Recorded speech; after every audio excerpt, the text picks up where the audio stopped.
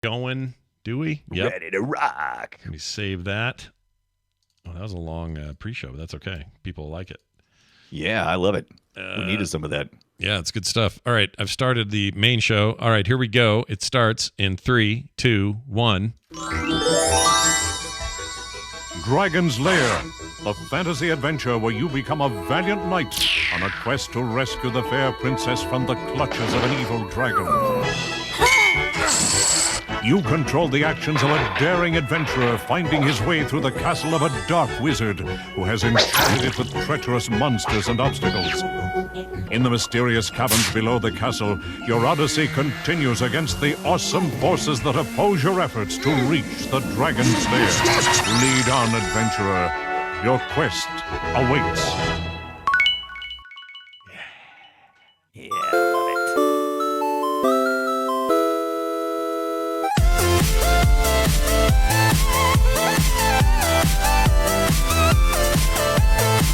Hey, everybody. Welcome back to Play Retro. This is Play Retro episode 18. I'm Scott Johnson, your host, and I won't stop until I defeat Commander Borf. Borf! And I'm your other host, Brian Dunaway, and could you call my mom? I just spent my last 50 cents on watching Dirk die again. No! Borf! He does a lot, man.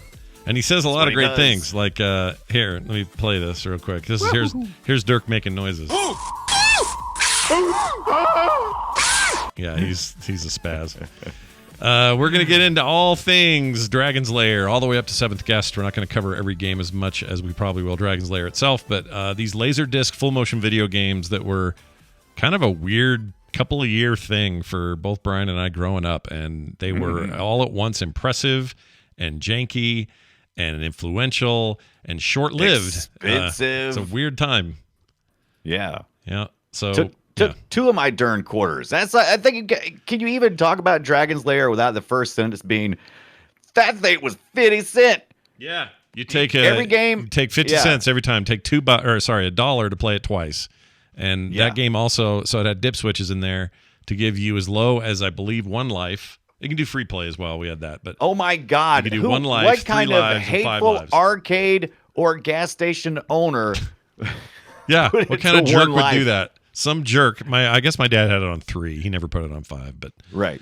My memory of that thing is pretty deep. So we're going to get into all of that coming up. Before we get to it, though, there's a really cool Kickstarter going on right now. I wanted to let people know about. It's for NES Pro Magazine. You're like, whoa, wait, what? Okay. It is I'm going to pull it up here so everybody can see it. It is a Kickstarter currently still in the running. Looks like they've got 24 days to go, so still plenty of time to hop on. Here, description is NES Pro Magazine. A collection of NES professionals are creating a magazine dedicated to the greatest video game console of all time, the original NES. Your opinion may vary on that, but right. But there's a good chance that you're super into NES stuff, and they're making a pretty rad thing. I think I love the idea why am I on Kickstarter Spanish? I don't know what you're doing over there. Get rid of the SPN or whatever's in the address. That's what I thought. There's no SPN in there. I copied your link and I'm there. Why do you think I speak Espanol? I don't know. Because you look like a guy's, you're a storied guy with smart things in your life and you know things. Anyway. But I'm interested in this NES Pro, man. I was at that retro game store a couple of weeks ago and they had all kinds of old Nintendo games and Nintendo magazines and gaming magazines. I had to resist. Yeah. Yeah, I mean, look, there's 2 things going here. One is the NES part of this, and then the other part is the magazine part of this. And so, on the one hand, we have a lot of nostalgia for that console, but I think that there's a weird right now building nostalgia for zines and dedicated like magazines and junk. Like I feel like the Substack flood of newsletters from everybody is really kind of just a throwback to that. And I think you're right. Yeah. So I think magazines in your hands. We've talked about this. I think we talked about it last week, or were we talking about it on Film Sack? Anyway, yeah, there's a big difference between consuming content digitally, whereas just a million clicks, a million things in your eyes, and then looking at magazines or listening to an album on vinyl. It takes a good bit of singular focus. That's one of the things I miss about the I know. nostalgia. I agree. I love getting those, coming home, plopping on the couch, and not moving for the next 2 hours because I was reading that thing back to front.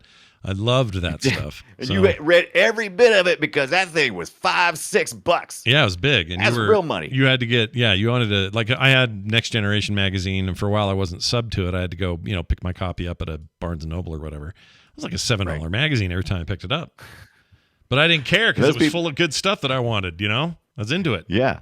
And those poor people who are too young to remember getting magazines by the handfuls, you're really missing out on all the stuff that fell out of magazines when you try to lay down on the couch and open it, and all the stuff that would just rain down on you. They have names for that. Little cards inside magazines. Little cards inside magazines that always fall out on. You're like, oh, look, I'm subscribing. I'm going to subscribe this magazine, I suppose. Oh, look, a little perfume thing. Yeah. Well, that stinks. It all smells the same. They have a name for these. Shoot, there's a great name for them, and I don't remember what it is. It's the equivalent of the attract mode on the arcade machines. Oh, there you go. Yeah, I like that. Valkyrie needs food badly, and they'd pull you in. Anyway, so that's that. I want you guys to go check it out. So search for, just go to Kickstarter.com and search for NES Pro. You'll find it. It's the first thing that comes up. What's the price levels there? Because I can't read this. I don't know what these. What kind of pricing is this? This is not U.S. Okay, maybe it is U.S. dollars. It is U.S. You're probably still stuck in some weird thing, but there's 10 to get in, 20 get you the first 2 issues, digital and physical. 30 you get digital only, but you get 6 issues. Third tier you get the standard tier where you get copies of all 2022 and 2023 issues of NES Pro magazine, digital and physical, like a whole bunch of good stuff. Yeah. How do you feel about where would you put these magazines once you consume them? We used to throw magazines away. You could keep them. But I never threw my game ones magazines away. My game ones are never thrown away. I still have them all. I got like boxes of Next Gen and Game Pro and EGM and all that. If they had something valuable in them, like if it was like a guide or codes or something like that, I'd keep them. But if it was just a bunch of stories, I'm like, my magazine, where am I going to put you at? Normally I'm with you, but I'm glad I kept those because the other day I popped open the inaugural issue of Next Generation, which I think covered... Oh, I don't remember. It may not have been the first issue. But anyway, on the cover of it was... Oh, yeah, it was. And it was on the cover was like Virtua Fighter characters. Oh, nice. And it was talking like Saturn and stuff. The saddest I ever got was when I started developing allergies to old books. Oh, that a thing? I didn't know that. I used to go to the library all the time, and I started developing an allergy to, I don't know if it's mold or what it is, but I can open an old book, and my nose will just shut down. Weird. It's just like close. That's and weird. The same thing would happen with some magazines, not all. It's according to what type of paper they were using. And I guess it's the dust in the paper or something. Is it breaking down or something? I don't know, but it made me so sad because I loved it. That's the reason why I was so happy when the internet came along. And I'm like, digital, I'm not allergic to you at all. Yeah, digital. Thanks, digital, for not being an allergen. Right.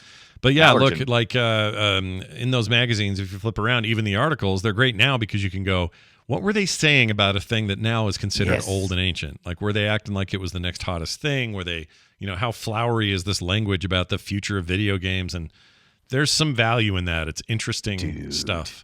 Plus, it's all like a lot of it's pre-internet, so you got a lot of like big a-hole takes happening in the letters section that now is like an entire, Reddit freaking page with 1,000 users in it. So I do love the a-hole comment section. Yeah. Man, and the fan art a lots of times would be wicked cool to see too, even though most of it was trash. Every once in a while you see something fan freaking tastic. Yeah. I loved all that stuff. But one of my favorite things from these old magazines is, of course, any types of tips because they seem so quaint.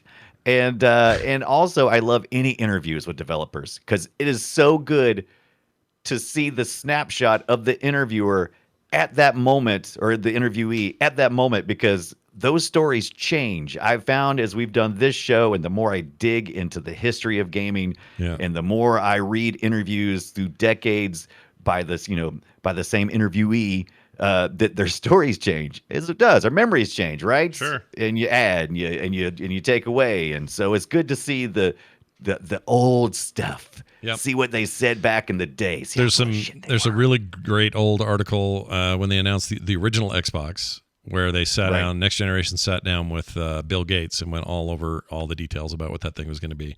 That is a trippy interview. It's weird. Yeah. As Bill Gates said, we don't think about it a lot now. Yeah. But Bill Gates used to say stupid crap all the time. Oh, all the time. I mean, Yeah. he says stupid things now, but it's in a different way. He used to say stupid things all the time back in the day. It's back then. Yeah. Back well, and in this particular case, obviously, he was shilling for this new console, but it was hilarious to read.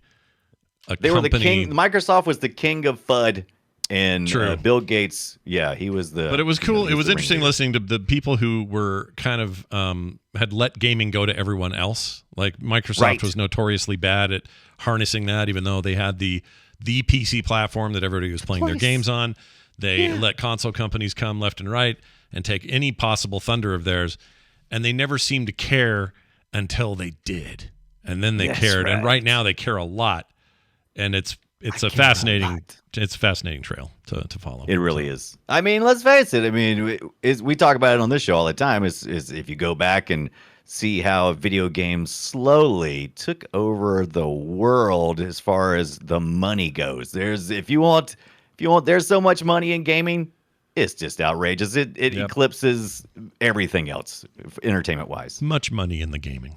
Much money in the game. So Matt D sent you a SNES, and now he and I are on bad terms. Just kidding. Matt D. He's in the chat. He's in the chat, so I'm teasing him. I'm totally kidding. But anyway, right. Matt D's a great guy. Yeah. Thank you, Matt D from Canada. Sent me this Super NES. I'm taking good care of it. And when I get a little further along, like I said, we're gonna have a road show, and I'm gonna box some of this stuff up, and we're gonna ship it to Scott, and he can do his. Gonna be like I imagine kind of like a what's the word I'm looking for? Like when you send your artwork to be displayed in a particular area. What am I looking for? What's the words I'm looking for? A tour. A tour. Yeah, there you go. That's a good word for it. Yeah, I'm gonna send some of this hardware that's been donated to Play Retro, and I'm gonna send it on tour out to Scott's place so we can have people come by there and check it out. I see what you're saying. Get a little place and stuff. So yeah, working on some stuff. That's very cool. And you got Super Ghosts and Ghouls. Good luck ever beating that ever. It's not going to happen.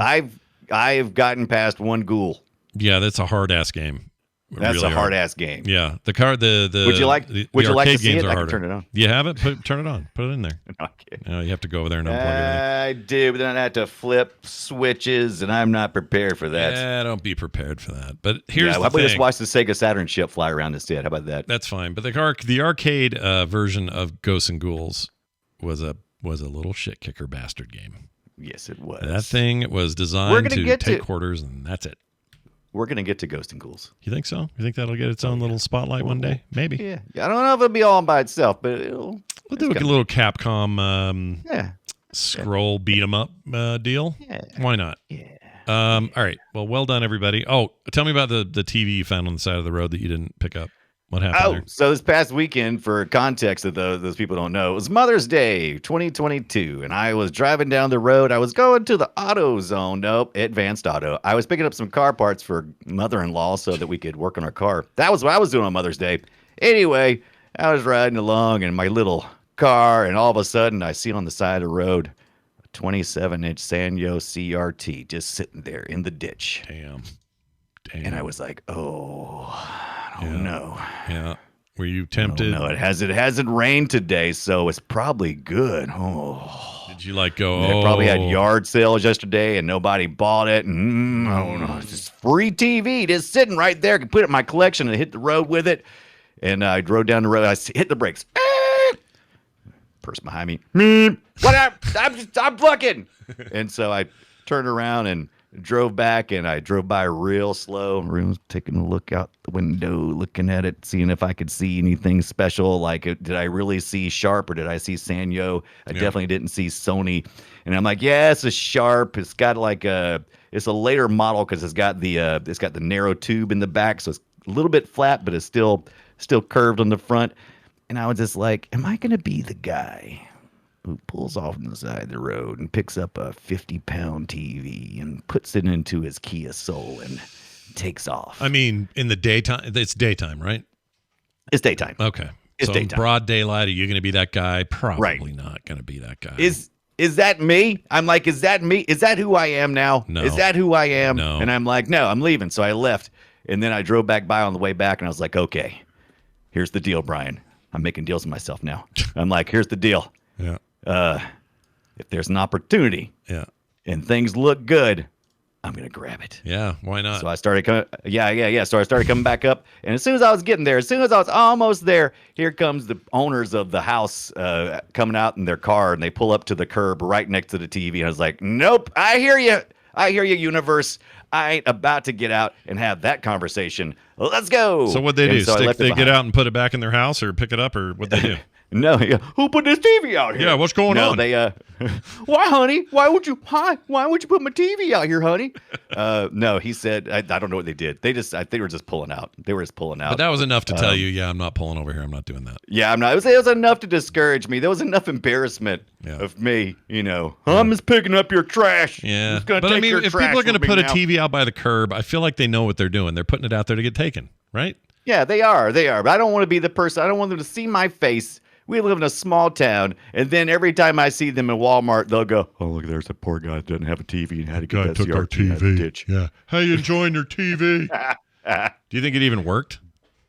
Because I don't know. That was the risk. It's like, do I want to pick up a 50-pound TV, just take it home and find out it's got a big green spot or something, or it just doesn't work at all? busted. It's probably fine. Those things were tanks. yeah, they could probably take a lot. fine, That's but- true. Chat room reminds me, Captain Kipper reminds me, in Europe, or at least in the UK, if you say, they call it fly tipping. It's where they Fly tipping. Yeah, they'll put junk out on the street for people to take, like a mattress. Yeah. Oh, not a mattress. Who takes a mattress? Oh, it happens, dude. Here it happens. I watched somebody put a mattress out in the street not far from me, and then I watched a lady drive up and have her husband jam it in the back of their car in about a half an hour. So they are into it. Some of these people. Is that your dog's mattress? I want to know. But okay, so it hurt my feelings that I couldn't save this CRT because I was too much of a coward, and was it ego? What's the word I'm looking for? I'm just not. It's not I coward. didn't want to Something deal else. with the hassle. No, Was that's just, you know what that is? That's you making a decision in the moment that is probably best Right. suited for you in that moment. It's fine. It was probably the best decision. But then I talked to my friend the next day, Yeah. really close friend. Me and him collected. We used to go to Coconuts. That's a place around here, just not too far away. We used to buy laser disc movies back when they cost like $75, $90 a pop. And we've been big. Me and him just encouraged each other constantly to buy more laser disc movies all the time. And so I'm talking to him the other day, and I was telling him about TV. He said, "Oh yeah, well, I just threw out like 30 laser disc movies," and I just died inside. You want those Laserdisc movies. You threw them away? Yeah. No, I don't actually want them. I want to send them somewhere that could be safe. The dump doesn't seem like the right. I'm He this just close threw to them out? being- He like threw them out. Like threw them trash. out into the dump. Oh, geez. Trash. That is stupid. Goodbye. No longer circulated. No, it is fine, really, because laser disc have laser rot, and they're not meant to last forever. But I was like, I know a guy. Well, not only that, they're going to be the players are can harder to get. They keep break all the these. time. Like, at the Yes. very least, here's what I would have done, because he probably had some like cool ones in there, like Pink Floyd The Wall movie, or you had like Star Wars or something. You take that Right. thing and you stick it on the wall, and now it's a permanent piece of art on your wall. There's a disc in there. Maybe you have it come out a little bit so it looks like it's on display, and that's what you do with your laser discs. That's what I would have done. Yeah, put it on display. A lot of them have really great artwork on the outside. You've seen cover boxes. A lot of work goes into all that stuff. But yeah, I was just thinking GameSwap in Ohio that I stopped by, and that's where I got the Sega Saturn from. And I was like, oh man, those guys were selling laser disc. I would have, if he had to just give me those 30 laser disc, I would have just got in touch with them. Sold and them. when I paid for shipping, I wouldn't sell them to him. I just pay for shipping to send them to him so he could put them on the shelf, so that if it just tickled somebody's fancy that there was that movie, it just felt wrong that it was going. Both those things I just wanted to save from the trash, even though I have no place to put them. Maybe there'll be a seagull at the landfill going, "Oh, dude, look at this! It's a freaking copy of Fifth Element on Laserdisc or whatever." They'll be stoked about it. So don't worry, they'll find a home. I'm addressing my mental health issue right now. I'm gonna try to figure it out. I've got to get it under control. All right. If you end up getting those again, send me some. I'll put them on the wall. I think that's a great use of that sort Absolutely. I've got some laser discs that I already do the same thing with, and I'll send you some laser discs. Yeah. I'll pick up. I've got like all the Disney stuff. I've got like Aladdin, the super big collector's edition, and I got like Beauty and the Beast, work in progress laser disc. They're crap. Yeah. They really are. Yeah. I mean, it's like 480i tops, and they all look like crap. But when you play them on your small CRT, they look okay. But if you try to like upscale them on regular TV, they look like patooky. They look like butt. Yeah, especially. They're and the content's out there already. But this is the thing. Laser disc. Yeah. Which we're going to talk about. So I got a question here real fast. I got this Mad Max cartridge. See? Oh, I love that. Yes, NES Mad Max cartridge. Is that a real deal? Because that thing is mint. It's real. It's in mint condition. Well, it's not in a case. I don't have the packaging or whatever. This was sent to me by a fan. I think it was David is his name, if I remember right. David, I apologize if that's wrong. David. Or if I'm calling you the wrong guy. Anyway. Just call him Mad Max Man. I've never seen this game before. So part of me wants to, because I just love all things Mad Max, I kind of want to just hang this on the wall and never play it. But it's got Mel Gibson on it. I'm going to go get the ROM or something and play this. See if it's in. Do you think? I think you should get that. Do you have a Retron 5? I don't have a Retron 5. No, sir, I don't. You should get a Retron 2, maybe. I think that's the one. They're like $50 or less, and allow you to play your carts there, unless you just want to hook up your NES original.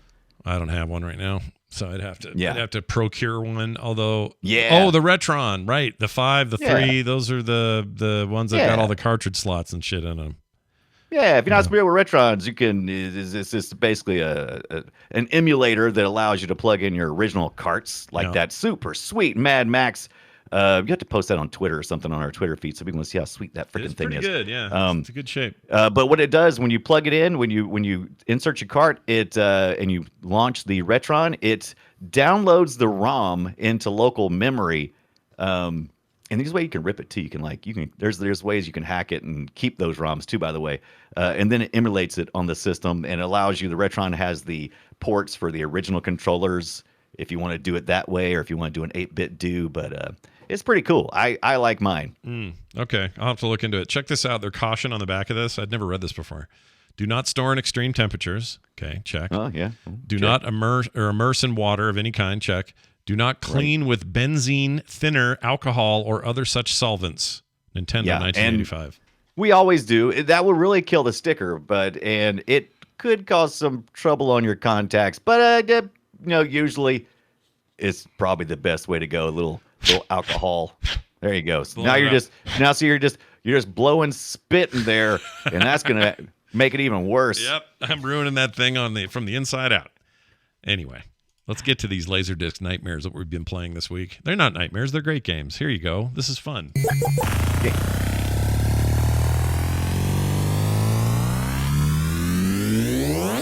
Shall we play a game? All right. You heard of the intro of the show. We played the entire introduction of Dragon's Lair.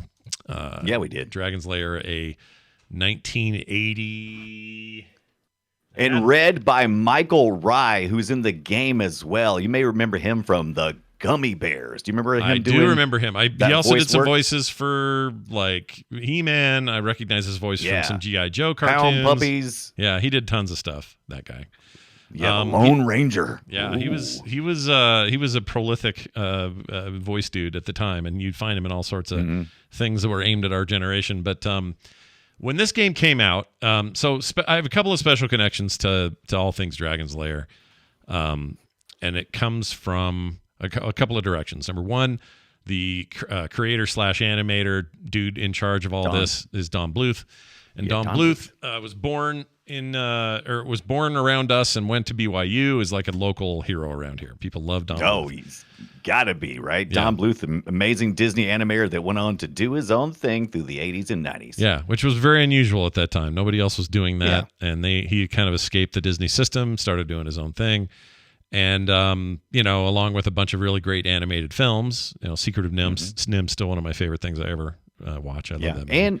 And one of the things that Rick Dyer points to and says, he went to see Secret of NIMS, by the way. Yeah.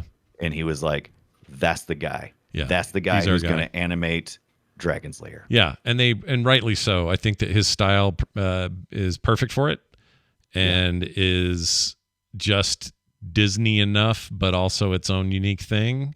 By the way, if you ever get a chance to watch Titan AE, what is it? AE After Earth. That's right. Titan After Earth. EA. I want to say EA, but it's AE. I don't think it's EA. Is EA? Is that right? No, it's AE. I think it's AE. Yeah, it's AE. After It's Earth. After Earth. It's not Earth After. It's bugging me in my head. Anyway, that movie's great. It should be watched more. Right. I don't think enough people saw it when it was a thing and was actually out. Yeah, man, Don Bluth did so many great things, but Secret of NIMH is probably one of my most favorite things in the world, and it's so dark and it has a fantasy feel to it, and that's just perfect for Dirk Diggler. Dirk Diggler. Dirk the Daring, we'll call him in his porn Dirk life. the Daring He is was what a his name Diggler. is in Dragon's Lair. So here's the other connection I have to it.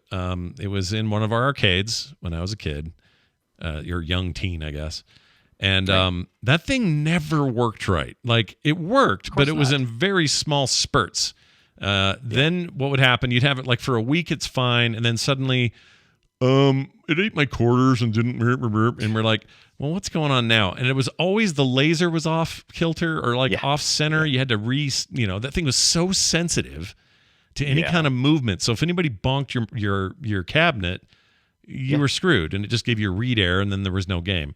So, as much as the 50 cents bugged me, as much as, the game was hard and you had to memorize it to actually beat the thing, the real problem for me was you never knew if one of the machines was going to fail on you or not because those laser things sucked. They were bad. They did. Those are early generation Laserdisc players. We had seen some that were like, at schools and that in academic places usually. But this was Laserdiscs that were being put in arcade machines that were receiving contact. Now, if you don't know what a Laserdisc is, it's about the size of a vinyl record, but it's shiny like a CD, right? And so, it's prone to skipping just like your CDs were because it's got a laser that reads that, and that arm is only so stiff and only can take so much impact. Yep. And it's a lot of fast reading. Those things spin pretty fast. Oh, and it was easy to knock those out of whack. Yeah, you could totally F those up. The game itself, for those not familiar with it, you play this character named Dirk the Daring. He's after the princess who's in this castle. The intro kind of explained it. Daphne. And you go through a number of animated sequences that are pre-animated, but they have different outcomes depending on your hand-eye coordination. So if you're like, oh, I'm heading toward this pillar and there's flames on the left, at the very right moment, I need to hit right and get out of there. Right, and if you don't, you are treated to one of the many hilarious death animations that plagued Dirk when he would die. The reward, the chef's kiss, the reward for failing was to get to watch Dirk the Daring die in hilarious ways. We're talking about 1983, people. You didn't see Pac-Man dying in hilarious ways, right? He just went bloop, and he just folded on himself and he's out. So, this was totally different. This was something amazing. It was amazing. And part of the value of the game was losing so that you got to see these alternate outcomes. And there were sometimes different ones or multiple ones for a certain scenario. So one death just barely to the left might be slightly different than if you went to the right. But always you got these hilarious deaths. He always screamed like an idiot. Right now I'm watching a compilation of all of his deaths. And they're great. There's my favorite with the spider on his head. And he starts whacking the spider. I also like when this munches him. It's just great. The spider is hilarious because it's a huge spider, first of all. It's as big as his head. It jumps on his face, and he's hitting it with his sword. Yeah. And it is quite hilarious. It's very violent, too, by the way. Mm-hmm. This is Saturday morning cartoon fare. This was very much what you would see on the Saturday morning cartoons. And you eventually did see a Dragon's Lair Saturday morning cartoon that was a spinoff. That was not very good, by the way. Game. It was not as good as the game animation, but it did at least give it a chance to explore the characters a little bit. And character writing is what Don Bluth is really the best at. He's pretty good at it, but here's the problem, and here's what I wanted out of this game in terms of it being expanded to other entertainment. So if that meant it's going to show up on an animated series, or they're going to make a movie, or whatever it is they're going to do with it. He's a little like Mario in that I don't want to hear Dirk say anything.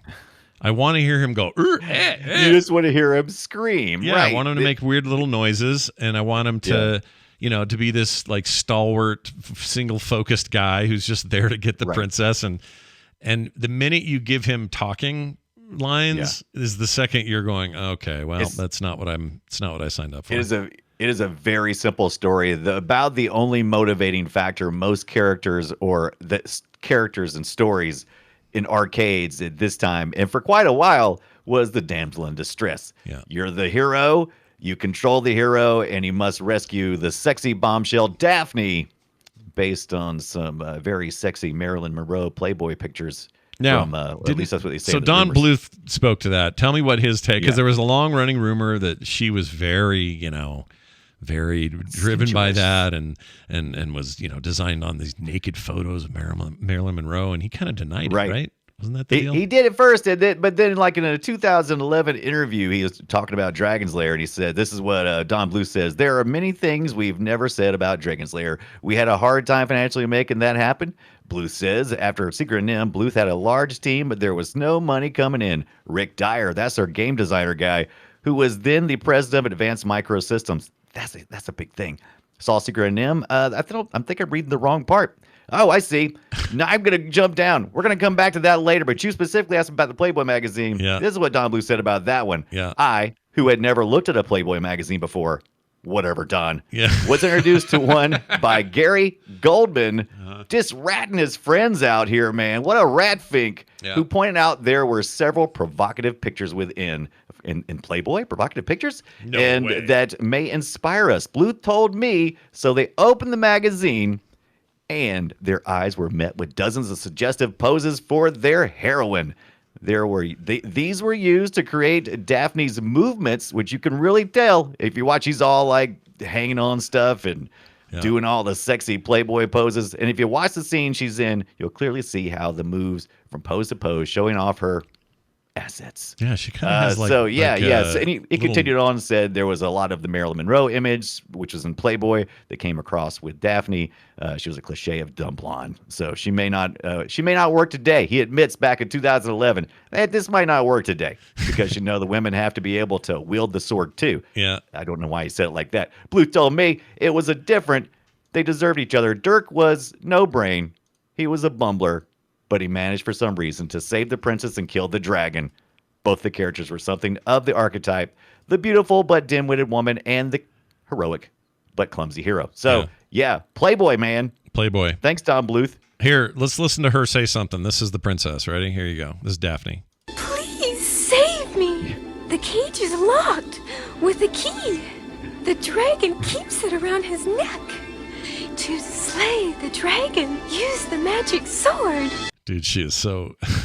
She's so breathy, and it's like a Playboy magazine came right to life right there. So if you was ever a teenager, male playing Dragon's Lair, and you wondered why you felt tingly inside and why you couldn't stop putting 50 cents in it. Yeah, that's probably it. Because it wanted a half a damn dollar anytime you did anything, and so when you did, if you didn't have stuff memorized or know where to go when you went, I don't know anyone who's ever gone through this game for the first time and never and gotten all the way to the end. I don't think that's possible. It's not possible because there's a couple things going on. This is the first time we've seen QuickTime events in video games, and that's what you're doing. You're watching video clips play, and at a certain point in time, you'll move in 4 directions on the joystick, or you'll press your action button, which is attached to your sword. Some parts of it, in later development of Dragon's Lair, they started adding lighting cues. So you'll notice that when you go, you'll notice sometimes it's like, oh, they just show me what to do. Something lit up. They didn't do that all throughout. That was something they didn't discover that was needed until later in the development of the game, which took about 7 months. Yeah. And they fixed that in Space Ace, but it was too late. So if you finish Dragon's Lair the first time with no deaths, what are you? Because there is a version of this game, the PC version, which there was a remastered one in the early 2000s or early 2010s.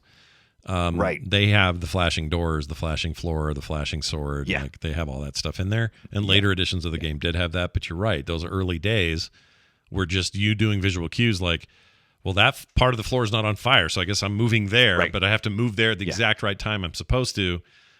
And it's such a twisted thing because QuickTime events, people have this love-hate with it. Like the history of it, like we're talking about today, is super interesting. We all have fond memories of it or whatever. But when people put QuickTime events in modern games now, which happens all the time, I was playing Spider-Man the other day on my PS5, totally has QuickTime events in it.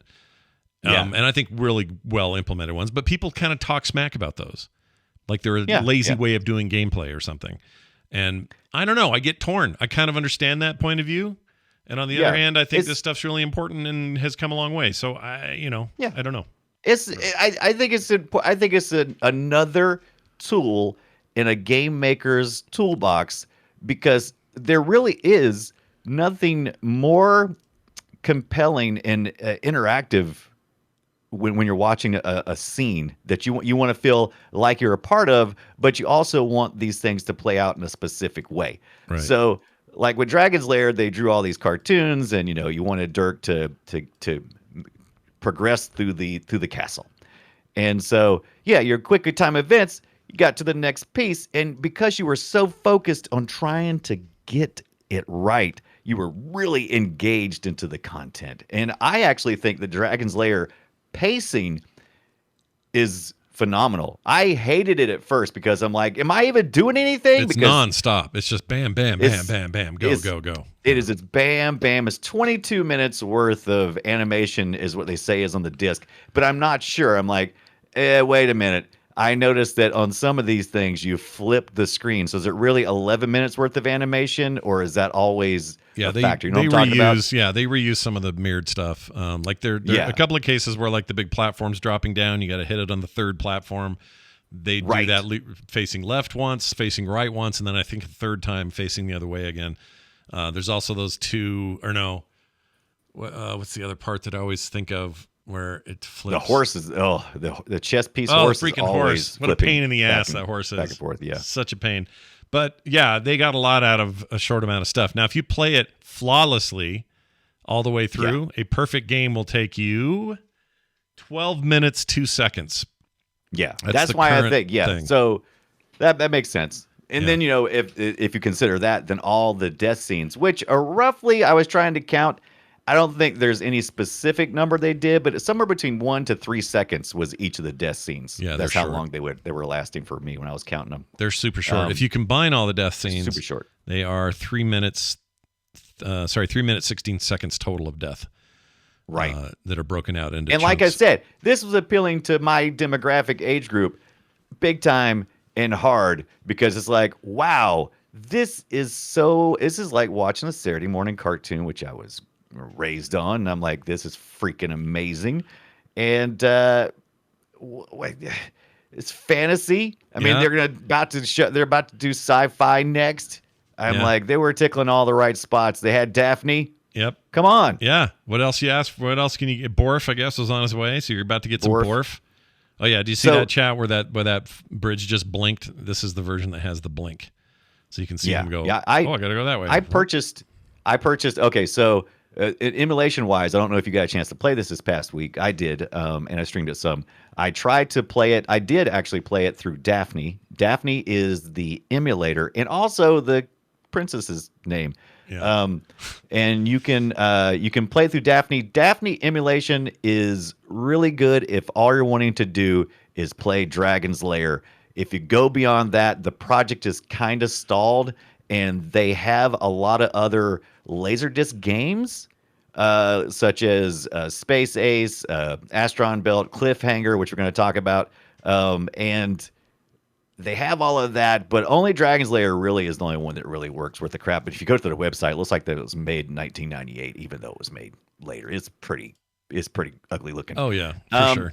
I played it that way, and I started getting better, and then I said, you know what? I'm going to compare it to the Dragon's Lair on Steam. So I picked up Dragon's Lair on Steam. That one on Steam, man, it's mostly positive, but you can really tell there's a difference in how the timing reacts. Well, I can tell you this: the Steam one's the one I have, and I played through that one as well. Definitely more responsive than the old game. The old You game think so? had 'Cause oh yeah, for me for sure, because the old game Okay, had this moment of like if you did the right move, you had to wait for a laser to move. Right, that's true. That's Yeah. true. So it wasn't instant. This is more instant, which may throw Right. people if they're not used to that rhythm. You know?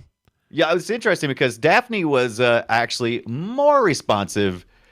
And one of the reasons why is because they've got all the settings. It's a Swiss Army knife, man. You got all kinds of settings to configure how fast and everything. It's really good. And it was the best experience that I had was playing on Daphne.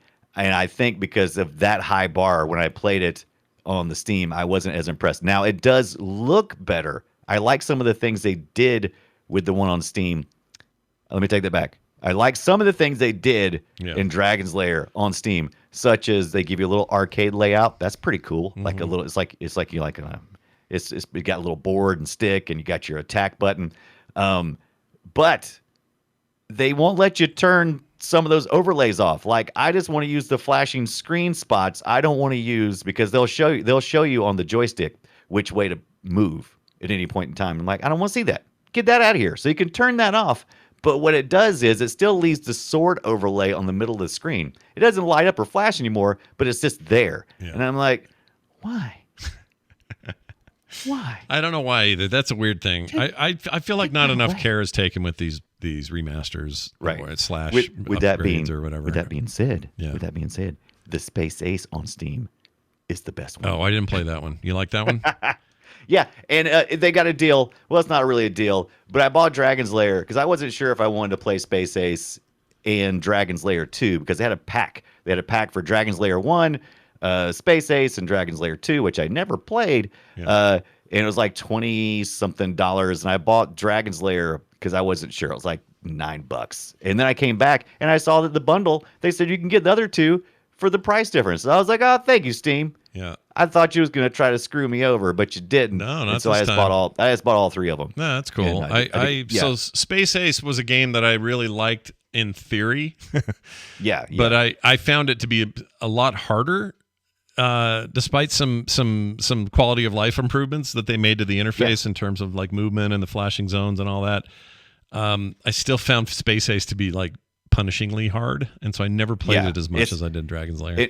And one of the reasons why is because in Dragon's Lair, it felt like you were constantly it never felt like the same game twice because you were constantly being bounced around. You were random areas in the castle, random things happening, and I kind of actually like that. Some people didn't care for that. Space Ace made it more linear, but that meant some areas you had to keep playing over and over again in a row, and I'm like, I don't want to play. I hate this area. Yeah, I can't get away from it. Even if I die, I'll freaking do it again. Yep. But it did have branching paths. Yeah, so there was a nice. Yeah, that was cool. That was an unusual thing. They were trying to up their game. With that concept. And they tried to elongate the animation parts too. So like you may have like with Dirk, you would just have like one action and then you'd be into the next room. Sometimes it would be multiple, but usually 3 was the tops. Whereas this one, you had, a lot of times where you were watching something for almost a full minute or so worth of actions and stuff. And it's like, I didn't like the pacing as much, but I think some people did. I think it was a much more cinematic experience than Dirk's. And that includes, by the way, Dragon's Lair 2, which I'm not a fan of. Because I think that game forgot why the first one was special. Right. It's hard to explain, but there's like how do I explain it? There's something about 2 where they just veer too far away from what made the first one resonate for me. And it's hard for me to put my finger on why. But that's a good point. Well, there was also a little bit of, there was so much going on. This technology came up so fast and so quick, and it was hitting the animators, and it was hitting the game developers, and it was a question. It's like, holy smokes, is everything about to change? Are we about to redefine the arcade? And the answer was no.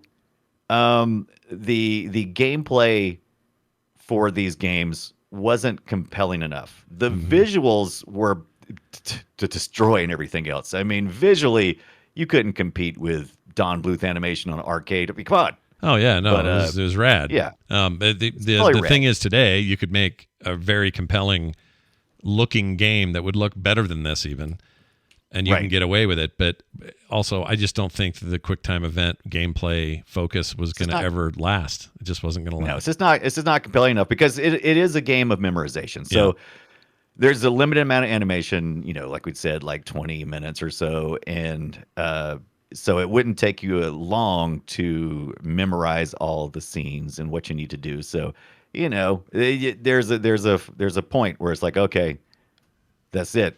Was there ever a scoring mechanic in this? I think that's one thing they missed out on. They should have like a scoring mechanic. I think they had a way to say if you finished it or how long it took you or something. You were rewarded by the final scenes and stuff, right? Yeah.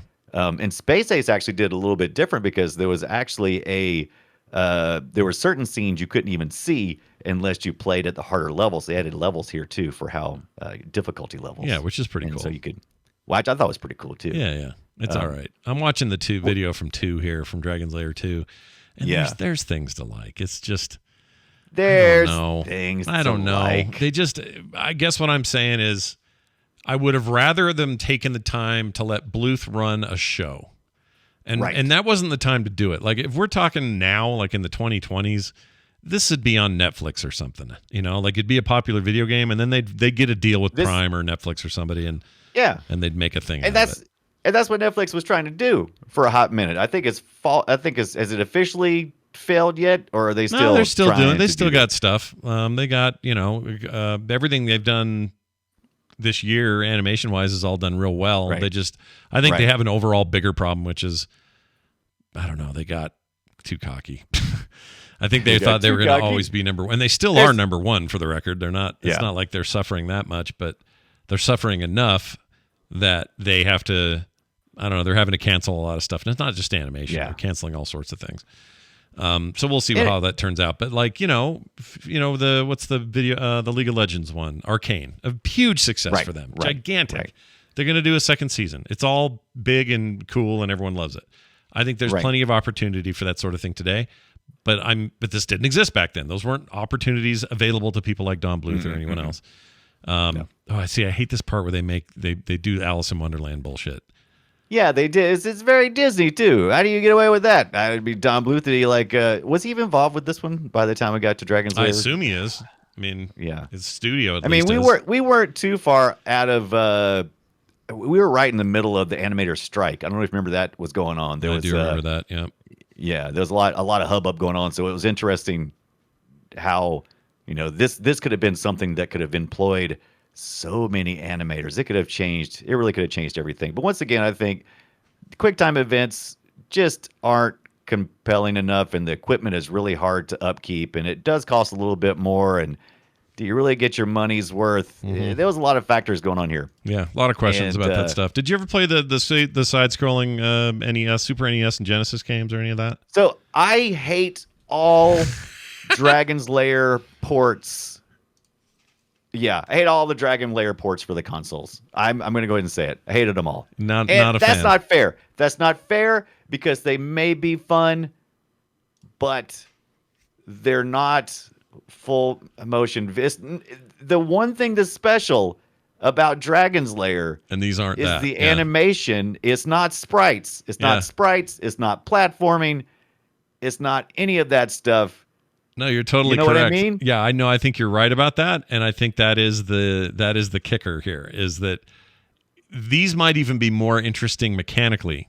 You know what I mean? Like there's more to do. Yeah, absolutely, mechanically, absolutely. But that's not. But the point of Dragon's Lair was never like if this is how Dragon's Lair would have started, and then they did a full motion video thing of it. That's different, right? We would have embraced that and said, "Oh wow, look where this is going now after this old 2D thing." But instead, it went the other direction. And none of this was as compelling. It was just weird. I mean, look at this. It's not interesting. I'm not seeing Dirk die constantly. I mean, that's part of the charm because that's what we used to love about cartoons growing up. When I was growing up, we were all Warner Brothers, Bugs Bunny era kids. Went from the film, and now we're watching it on TV. Yep. And so we love the uber violent. Nothing dies. Things don't die, but they do get dazed.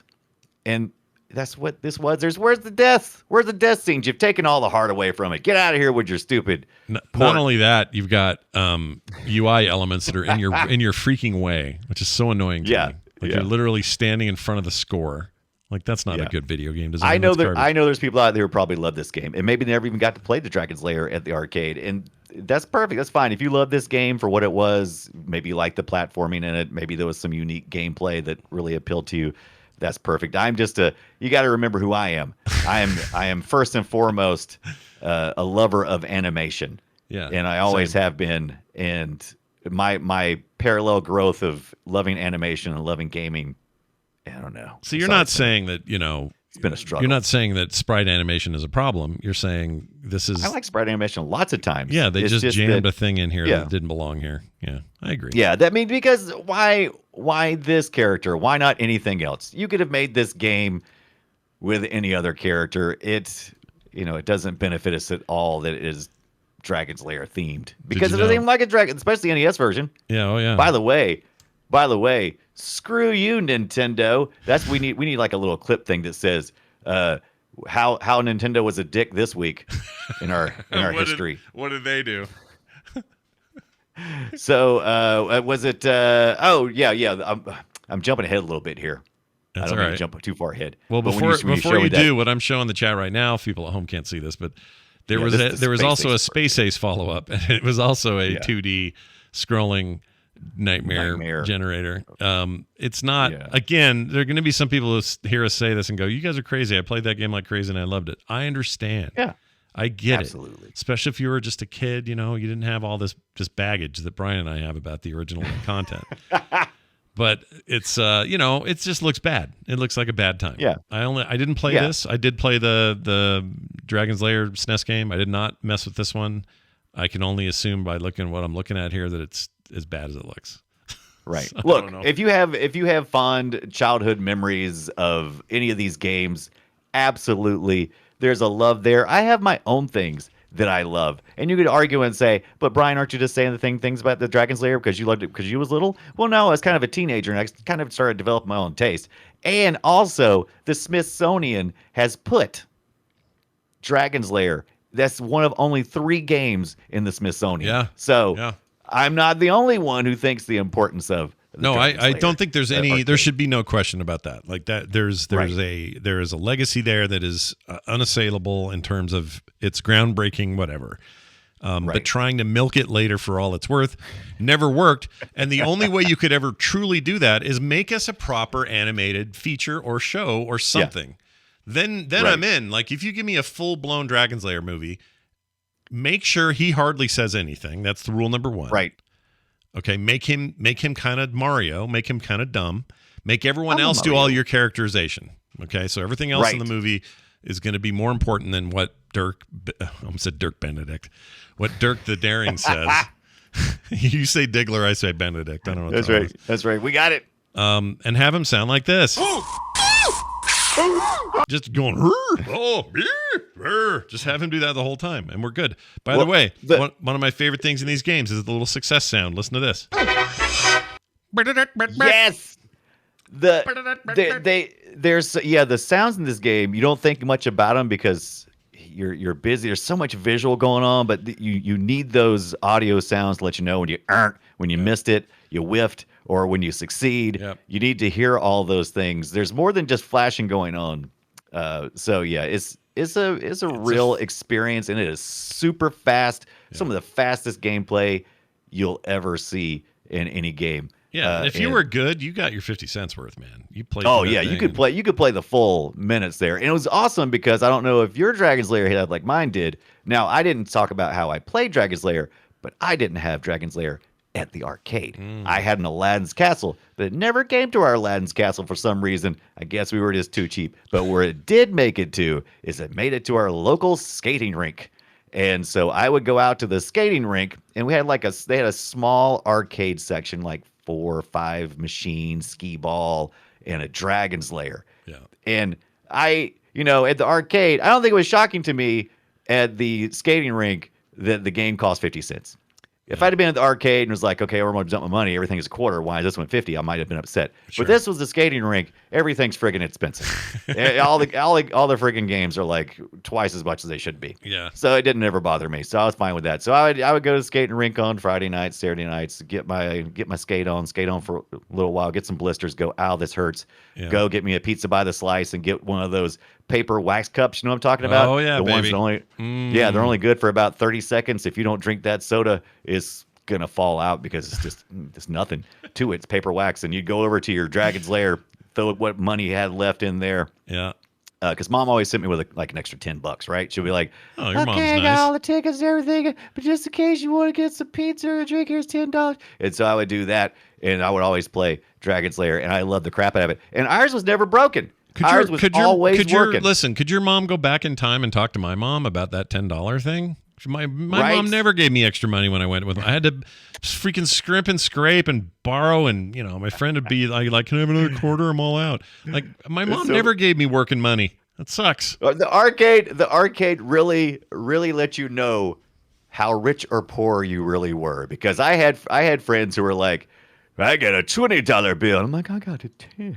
And then somebody's like, I got no dollars. Can I borrow some dollars? I mean, it was a real life lesson at the arcade about, where the families were financially. Oh yeah, you could tell where somebody was at by how much money their kid had at the arcade. If he had a Slurpee in his hand when he got there, like lots of things. Right. Lots of things Now, determined it. The converse also may be true. My mom gave me $10, and so maybe she just broke because she gave me all the money, and then the other kid whose mom wouldn't give him anything, she's like, I only spend money on a stupid thing like that. Maybe they're living in a nice fancy house. I don't know. Maybe they are. That's how money works. Now, I before we do anything that gets us too far away from Dragon's Lair, I do want to play a sound that I hated, and I can hear it in my head anytime I conjure up the visual. I hear it. It's the very first encounter of the game. If you successfully pass it, you get the sound I'm talking about, and it drives me crazy. So I'm going to play it. I always hated this. Here it is.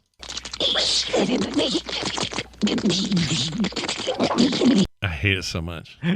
It sounds was that the slot? Was that the eye things? Yes, the tentacles out front on the drawbridge, and they sound like Donald Duck having a freaking orgasm or something. It's really obnoxious. I freaking hate it. Right. And when I would hear it in the arcade, I'd just be like, "Oh, hurry up and get past this part." Okay, I don't have to hear that again. I'm fine. Now, we almost did get a proper early, so Laserdisc games came along and gave us this amazing multimedia experience that we wouldn't see again for a very long time. Yeah. And it's too bad because we almost got one. Rick Dyer was actually working on and has been working on some home consoles. You may have heard of the Halcyon. I'm not sure if you've heard it before. I do. Yeah, I remember that. Is that him? It is I hope I'm saying it right. I've only read it. I've never heard anybody say it. But it was the size of a Laserdisc player. And I'm talking about a big one, too, because you know why? It ran on Laserdisc power. Man, I would have bought the crap out of it. I would have saved money. I don't know how I would have got one of these things in my possession, but I would have. Never made it to market. Yeah. But, man, I would have loved that because there were so many cool things they were doing. They were doing that. They were doing, like, football stuff. Really? Did you ever see the football things that they were Oh, yeah. on Laserdisc? Yeah, I where used it's to love like... that. Yeah, that's cool. Crazy stuff. Yeah. It's crazy stuff. That stuff is rad. And just all these games, Dragon's Lair, Space Ace, Astron Belt, which is, if you're not familiar with that, there was a time when we had sprites that were flying on screen, and then you had a laser disc displaying the background, like in the sky and stuff. Yeah. Because realistic skies are kind of hard to render. Yeah. And so, hey, they combined it, and so that's actually the Astron Bell I read was what was one of the things that old Mr. Rick was getting vibes from. He's like, oh, Laserdisc. Laserdisc. Hell's bells. Real quick, just so we're not embarrassed later when everyone sends us emails, I didn't realize that Dragon's Lair movie was supposedly still in production. It was an Indiegogo deal, right? Right. It was Indiegogo. It was Kickstarter originally. They killed that. They put it on Indiegogo. They got the funding they needed to promote the movie, to try to get it sale pitched. Yeah. And Ryan Reynolds is attached or something. Ryan Reynolds is right. Dirk? There was a couple of people. It's still listed on IMDb. I'm not sure what actors were attached to it, but they it was getting ready to try to find the rest of the funding in 2019. And as you can imagine, we're rolling into the COVID times, and it's everything got a lot more difficult. And so I would expect this is probably still going to happen, but it's going to be just a little bit longer. I mean, but do I even want to see his Dragon's Lair movie? I do. This story is so thin. I don't care. I want to see it. And now that I heard Ryan Reynolds is in there, I can kind of actually see him doing it. I take back everything I said about voices. I think he could probably pull it off. He could play that aloof. I would love to. I mean, I just want to watch, an hour and a half worth of dirt getting killed. I mean, that's just what I'm there for, right? Yeah. I'm looking real quick here. Yeah, okay. So back in So this was obviously funded back in 2016. $731,000, 120.72. They got Ryan Reynolds involved. He is on the IMDb page as the only actor in it, and now there's just nothing else here. So I don't know what that means. Maybe maybe it pooped. Maybe not everything gets made. So maybe this fizzled out. I'm not even sure who. I don't even know who did the Indiegogo. I just knew that there was a project. Was it Rick Dyer and Don Bluth? Were they back again? Well, it's definitely Don Bluth. Don Bluth and Gary Goldman come together to bring the classic game Dragon's Lair to the big screen. And Don Bluth was in the the video and all that. So he's part of it. You know what I hope? I hope it's being delayed for some kind of legal issue with Nintendo over their stupid platform game they had. That's what I hope. You'd like to see Nintendo get theirs for being an accessory to gross on this? I get it. Yeah. All right, we got to talk about a game I played and loved in the arcade, and I didn't even know how it worked. I couldn't believe what I was seeing when I played it, even more than Dragon's Lair. And that game was Road Avenger, or as they called it here in the States, Road Blaster, I think. Road Blaster. I think that's right. I think that's the order of things. It was a full motion video type thing, Laserdisc system. An anime. It was made in Japan, and it was, I don't know if it's based on another property. All I knew is that it was driving the whole time. So the quick time events are like swerving out of the way, getting on the right ramp, jumping over the top of a thing. You're this just wicked cool car in this kind of weirdly futuristic place. As you can see in this video, you're sliding around in the oil, and you got to try to, turn. I think it had an actual steering wheels or a controller, I believe. It was awesome. I'm trying to remember. Yeah, I do remember this game. I played it like once or twice. I really sucked at it, but it was really cool. There was a couple of these race kind of games. Like there's also Cliffhanger, which had a lot of had a lot of scenes like this. This is a really interesting take on some of the things I learned about Laserdisc games. First of all, Dragon's Lair, very expensive. Had a lot of money involved, like 1.2 million or something like that. Yeah. And so this isn't Stern, but Stern did Cliffhanger, and they didn't want to spend that much money, so they went and did what a lot of American companies do.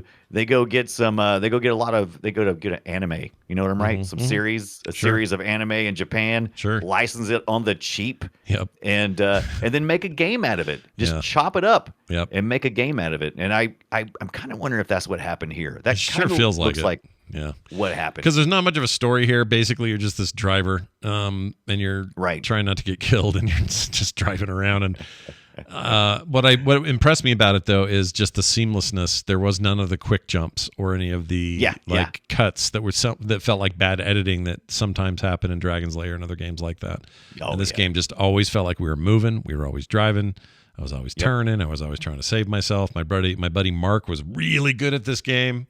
I was shit at it. I was dying all the time, but he was very good. So anyway, I played more Cliffhanger through emulation later, and I really sucked at it. And I went back and learned a few little things about it too. I was like, okay, I learned about the original animation. I went back and looked at the original anime, and then I also found out the one I was playing, it actually had, you were playing the titular character Cliff, and when you would die, they would always show the same slug cliffhanger more than like Dragon's Lair, because there's actually a story here. Like Dragon's Lair, for the beauty that it is, I love the timing of Dragon's Lair. I love I love the visuals of it.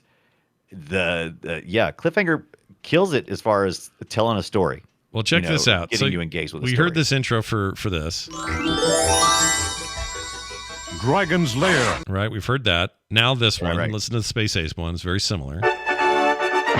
Space Ace, defender of justice, truth, and the planet Earth. You know who that is? That's the guy that does Yeah. Green Lantern on Michael Super Wright. Friends. Same guy. Yeah. That's Michael Rye. He's back in, right? Yep. He's great. Anyway, so there's that. Now, listen to the Road Avenger intro, okay? Be prepared for this.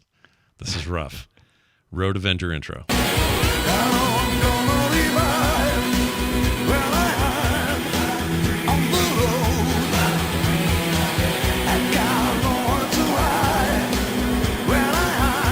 It's bad. It's really bad. That's not bad. No, That's it's bad. ass. It's such a thing of its time. There's just no good. Dude, that is badass. That's awesome. What are you talking about? Bad. That guy. On that, you are wrong, sir. So bad. And then there was this, which we don't have to talk about because, it's not really in this conversation, but there is this. I'm Commander Sims of the Sega Control Attack Team. Scat Mission 230. 5 teenage girls have disappeared after spending the night at the old Lakeshore Winery House. All right. So that's part of Night Trap, but I love that the team, what is it again? Hold on. Scat Mission 230 of the Sega Control Attack Team. The Sega Control Sega Attack Control Team. Attack Team. Yeah. So we're not going to talk a lot about Night Trap, but it is important to talk about the next time full motion video really saw a rise, and in my opinion, was a really crappy time for full motion video, in my opinion. I mean, it was bad. It was tiny. It wasn't even at full low resolution. It was like interlaced, not even interlaced. I don't know what it was. It was so bad. It was CD-ROM technology, right? So, I mean, we're talking about this is not a good format for video. Like Laserdisc, that had plenty enough fidelity in it. This did not. Night Trap. But Night Trap's really important because of what it did to the rating industry. And how much it disappointed so many people after Congress talked about how sexy it was, and all the kids were like, so stupid. I gotta get some of that. I gotta get some of that sexy. This isn't sexy. No, it wasn't. This isn't. The promises. And by the way, get the promises. This video I'm showing everybody is not from the Sega CD version. This is the remaster. So that's why it looks like it might be okay, but it's still like really low rent like video and stuff. It's pretty bad. It's bad stuff. That's the problem with we were in a transition phase, and CD was not the answer just yet, in my opinion. We were accepted also. it, though, I because also would say if it's a transition phase, we weren't really transitioning to this kind of gameplay. Like what we were doing is we were riffing on things like adventure games, point and click adventure games, which we've talked about on the show before, and these were really poor examples of that kind of gameplay, I think. Right, I agree. That would get better as graphics got better and things like that. But what a temptation it is, though, so this is always where I try to figure it out. I'm like, people have good ideas every day, right? There's the most fantastic gameplay idea in the world out there right now, and it's not ever going to see the light of day unless the right marketing person sees it. Now, you can publish and self-publish on the internet yourself, and you can have some success, but unless you have like a really big marketing arm, you're only going to go so far, right? Yeah. So the movie studios have been wanting to get crack into this forever. They've been wanting to get some of that gamer money, but they're not gamers. They're movie makers. Yeah. And so that only goes so far. They want to put their big voice, they want to put their studio brand in there. They want to put their actors that everybody recognizes. They put money behind marketing, trying to get them built up. They want to put all that stuff in here, and it just doesn't always work unless you're talking about taking Hollywood out and doing The Seventh Guest. Oh, yeah, The Seventh Guest. Let's talk about that. And by the way, for chat or people at home, if you're like, man, I really wish they'd dig deep on like the congressional hearings and what happened because of Night Trap and Mortal Kombat and all that early 90s stuff, we'll do that one day. Today is not that day. All right? We're going to talk about Seventh Guest instead. Tell people what the hell that is, because I don't think a lot of players know about Seventh Guest unless they were big PC Yeah, Seventh people. Guest, the Trilobite, those in Virgin Games. There was a couple of dudes that were working at the Virgin Games, Graham Devine and Rob Landros. I'm not even saying that right. They pitched this idea to Virgin and said, "Hey, we want to make this game. Seventh Guest. It's going to use videos, and it's going to be solving puzzles, and it's going to be creepy, and it's going to tell a story, and we're going to put it on CD-ROM, and we're going to sell it for $100." Yeah. What? All right. So Virgin's like, nah, we're still really big into carts right now. Not really interested in the CD. But what we are going to do is I'm going to fire you. He didn't really fire him, but he did tell him, he did put them up in their own little company, Trilobite, and they put some money towards Trilobite. So Virgin Games is really funding Trilobite's little effort here, because if they fail, whatever. So yeah, CD-ROM technology. People are finally starting to get CD-ROMs in their computer. This is a really big risk for this the Seventh Guest, and it's this Agatha Christie Clue type of a game where you're going to all go to this mansion, and you got to solve logic puzzles. Yeah. All done in some 3D stuff, but the most fascinating part is the really weird full motion video stuff. Yeah. That's where it really shines, if you ask me. That's one way of putting it, I suppose. Yeah, I always found it really off-putting. I couldn't play it.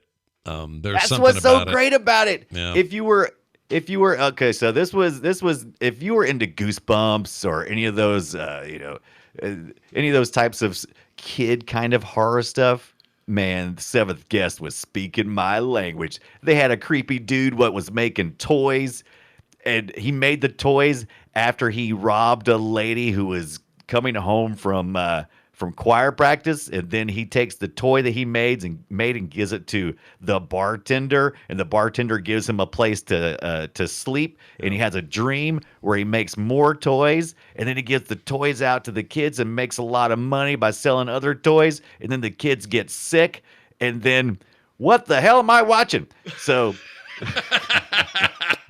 Yeah, but that's kind of how it starts out. It had some mist stuff in there. It had some again, some older games or other games kind of informed it, but it was its own thing. Didn't they have a sequel like 13th Guest or something weird? What was the deal? The 11th Hour. They actually approved. They approved the sequel before they even had this thing out the door, because it was making a lot of buzz when it was hitting the circuits, and it's like, oh, look at this cool ass thing that we're doing.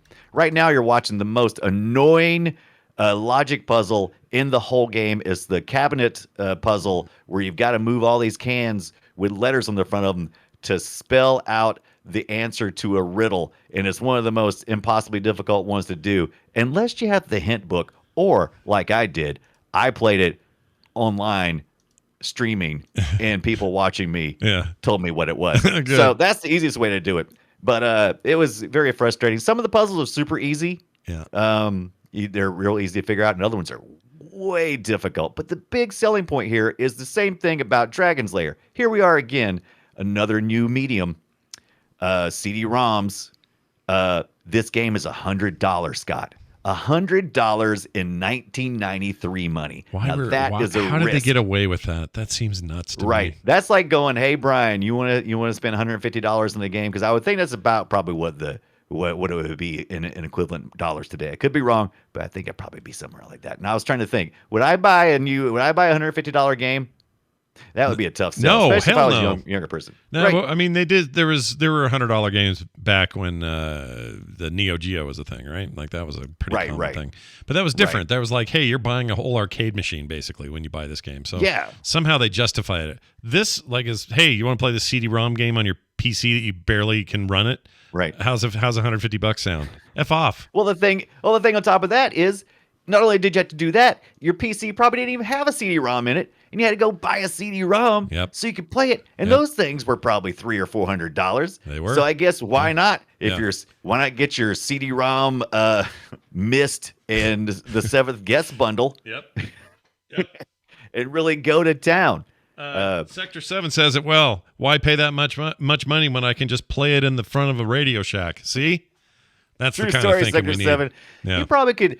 A lot of the puzzles you get through, you could probably get through this game at a Radio Shack without getting ran off. Except for a few of the logic puzzles really hard. There's actually an AI in one of these puzzles that is almost impossible to beat. People are constantly complaining about that. People will usually do it by luck.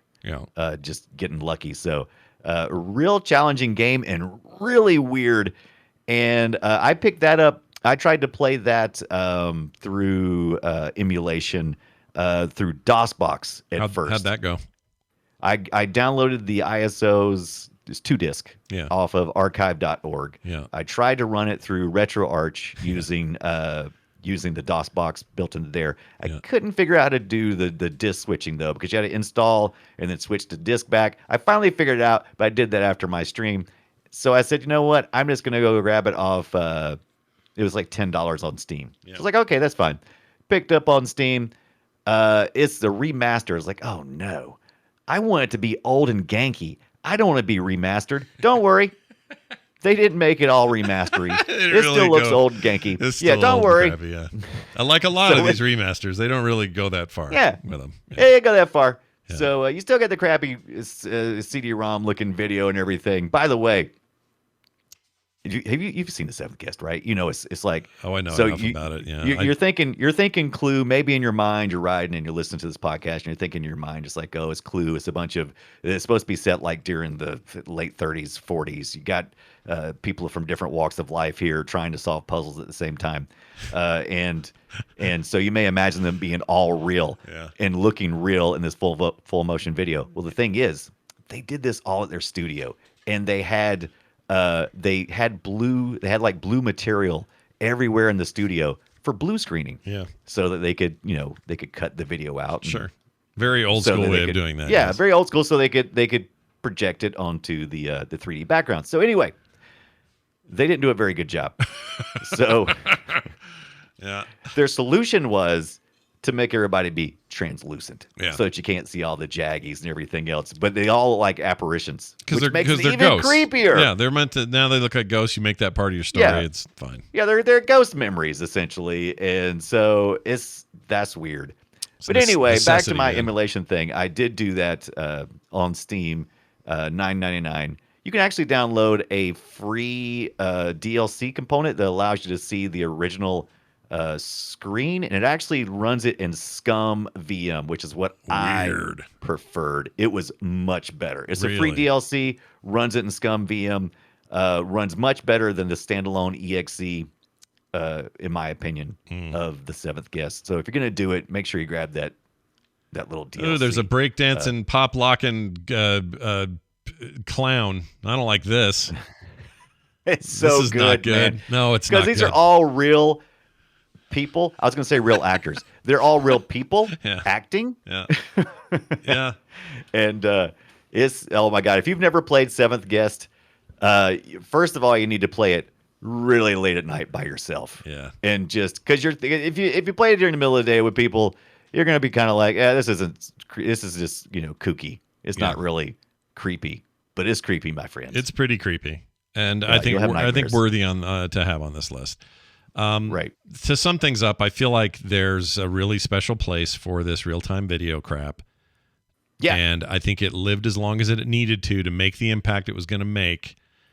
And I don't think that stuff holds up as well today. Now, I mean, I have a ton of nostalgia for all things Dragon's Lair and Space Ace, but am I going to argue the gameplay is really great? No. But gameplay is the weakest part. I love everything. You know what? There's an inventiveness about it, about the entire technology. That is what I love about it. Like, it isn't actually the sum of its parts. It's this idea that people came together, creatives and engineers, and they put their heads together and said, how can we make something that's like unlike any other game at the time? and they did it in a way that is just unbelievably cool. So it will always have my respect as a thing that existed. But I'm not going to sit here and tell you that moving Dirk around was all that great. No, puzzle solving makes it a little bit better once we got to the CD-ROM era where we could start having, the computer literally fight you in puzzles and stuff. That was kind of I think point and click adventures, and that kind of shined a little bit. Not visually, it sucked visually, but it's unique. Yeah. But we didn't even get into the topic of all the full motion video shooter games. Those were a whole thing. Where you remember the westerns where have Mad Dog McCree was one of those. Big fan of. Those things were so terrible. I mean, it was a bunch of people dressed up as cowboys and video, and you would shoot them with your little light gun, and it was just horrible. What was the one? I guess Sega CD had McCree. That's the one I remember playing the most. There was also there's Police Quest and stuff. Those are pretty neat. Those are okay. Yeah, they're pretty neat. They're okay. I think I liked McCree because it was so over the top bad. Like the acting was so bad and just so stupid. Sewer Shark. Oh yeah, Sewer Shark is garbage. It's a bad game. Yeah. But again, I don't want to live in a world where those things didn't exist. I'm glad they exist. Right. Like I don't want to. I want these things to be part of the historical record. I want us to look back on them and say whatever we're going to say, and it's fine. Yeah, it's fine. Yeah, Mad Dog McCree exists, and you can play it somehow, somewhere. Yeah. Why would you want to? But it ended there.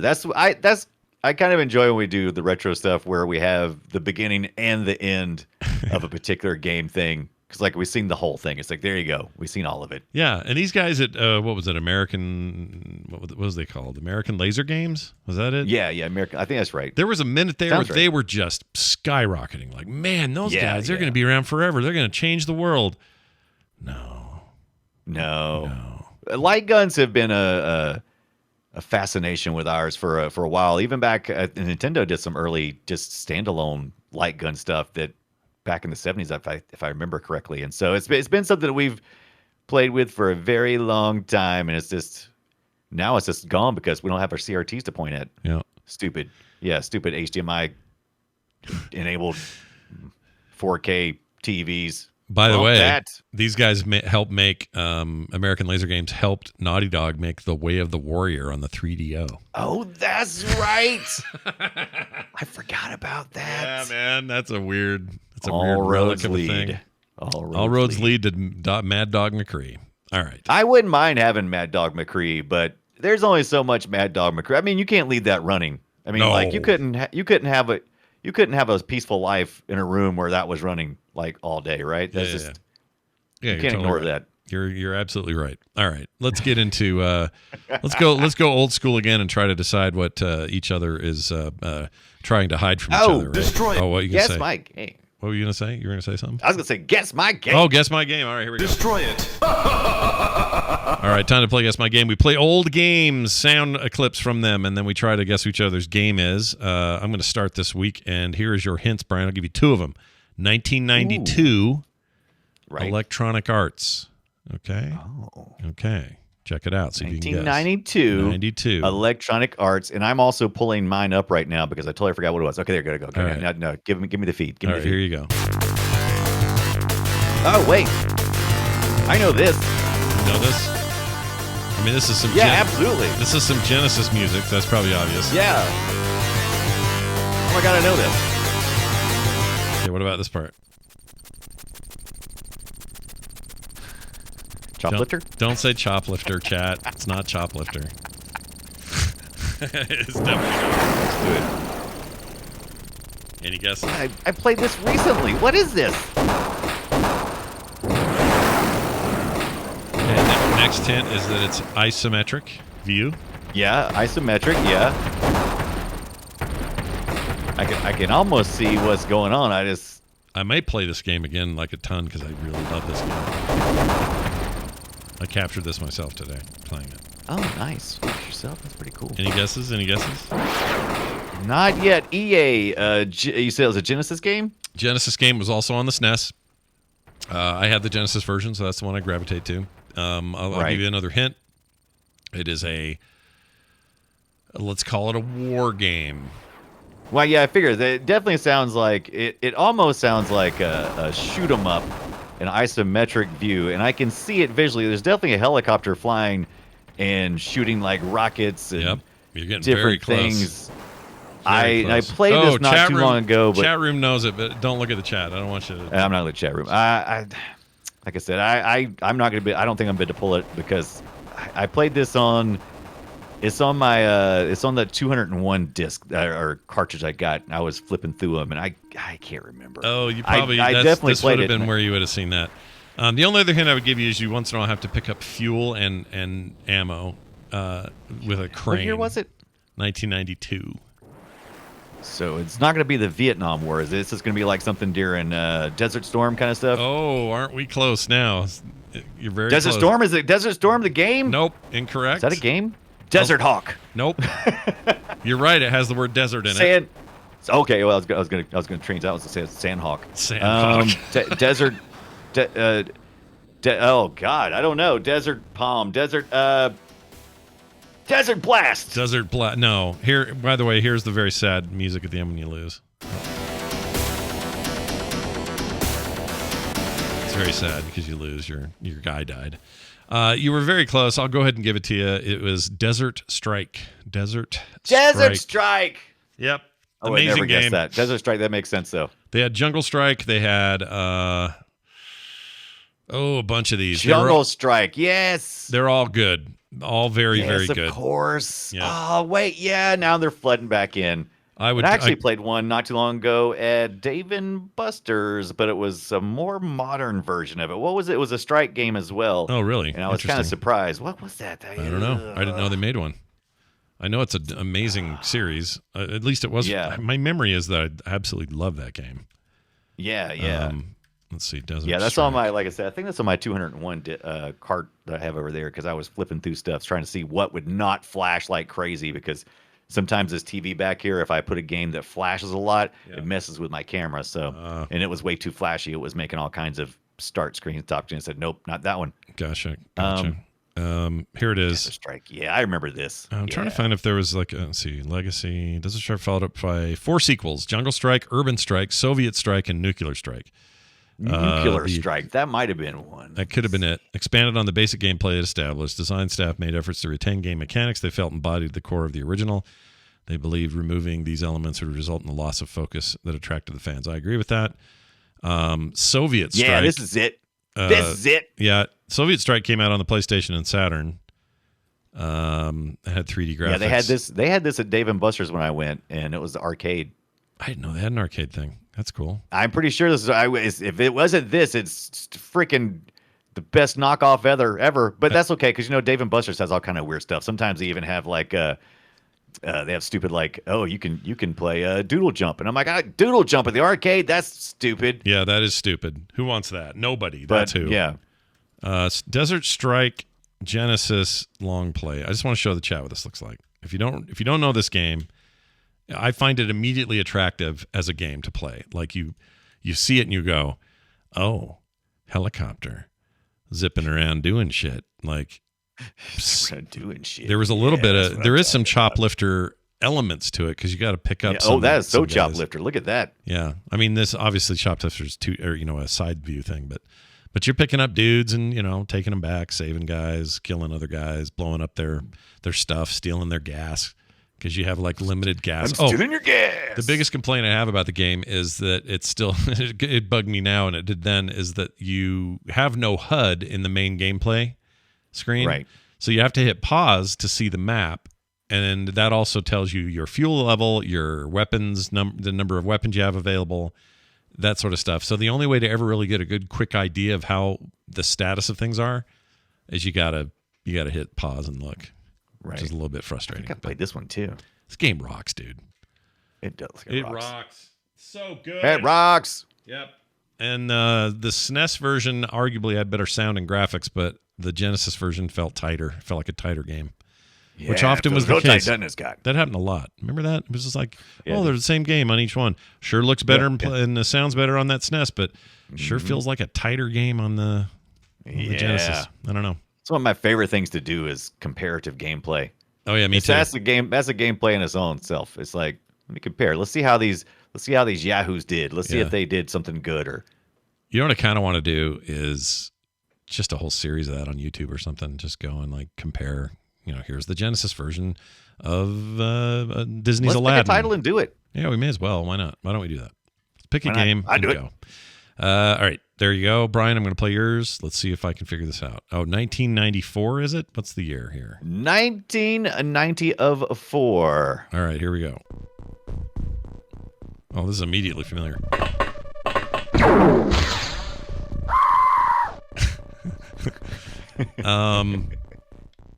I'm getting. Is this flashback? Out of this world?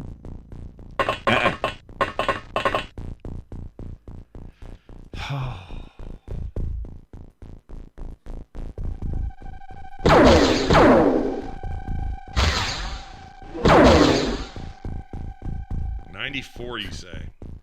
94, I say. This sounds so familiar to me.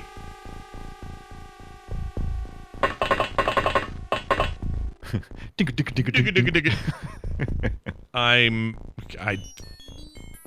me a hint. Give me another hint. Let me give you a hint here. It's a Micro Prose. Remember those guys? Oh, I do remember Prose. Micro Prose. Developer, yeah. Sure. Yeah.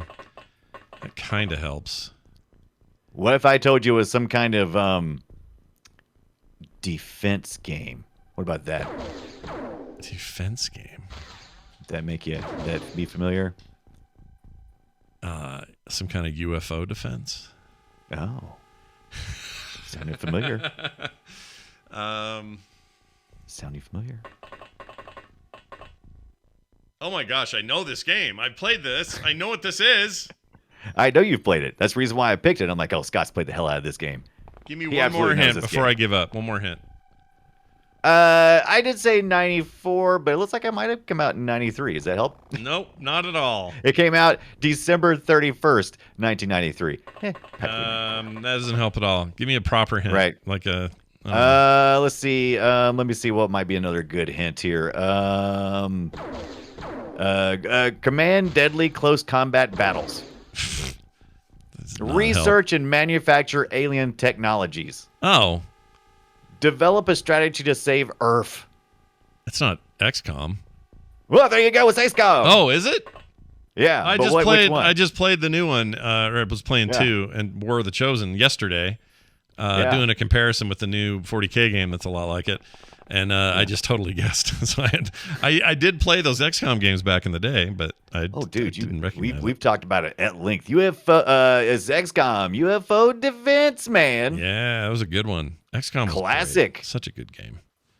Boy, the one thing I just noticed, I'm watching this video of Desert Strike. It took forever to use your regular gun to take down buildings. You just sat there and pecked at it for a half freaking hour. Look at that guy. Yeah. That's because he's all out of missiles. You're all out of missiles. There you go. So finally. lost without you. Oh, I'm gonna play that game tonight. Look at that. I sent you a Halcyon image there in the Discord. Look at that. Look at that thing. Let me see. I'm looking here. Look at that. Yeah. What? That's not is that the one he helped make? Yeah, that's that big old Laserdisc video game system. That's wild. I wish it existed. It does exist. It does exist in like it's just a prototype, right?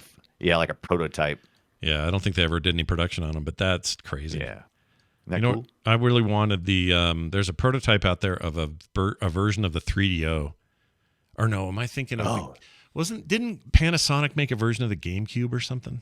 Wasn't that a thing? Yeah, they did. Yeah, they totally did. That's you can actually find those not too expensive. They're available. What a weird thing. They're not unobtainable. I've never seen Nintendo do anything like that. It's like, hey, yeah, I know. It was called the GameCube Q. Here it is. Yeah, the one time Nintendo was almost not a dick, and then they changed their mind. Look at this thing, chat. Look at that. By the way, $1,300 on eBay. Not cheap. Yeah. You can find them for less than that, but yeah. Okay. Yeah. But that was like a GameCube, but it had a bunch of other shit. Like regular size CDs would play in it. It had a bunch of stereo crap in it. 4 controller ports, of course. What a weird thing. Yeah, it's cool. GameCube Q. Oh, I want one of these. Yeah, man. but I don't want it for Yeah, $1,300. now's not a good time to buy them though. Right now, those things are all outrageous. I would say yes. If I'm seeing $1,300 for just a damn starting bid, then Yeah, I could say like everybody else does. Well, pre-pandemic, you could pick up one for $200-$300 less. Yeah. Right now it's yeah, everything's higher now. Collectors are having a bit of a heyday. crazy. All right. Well done there. Now this. Welcome to the treasure room. Poutine. We got a couple emails here to read. These came to us at playretroshow@gmail.com. First one's from Tim. He says, hello, I'm catching up on your podcast, and I'm really enjoying it. One thing I would love is if there was some documentation around the games and things you guys mentioned in the podcast. I'd really like to look into some of the things that you discuss, and documentation like that would really help. Thanks for everything you're doing with this show. Tim. So here's the two ways we could do it.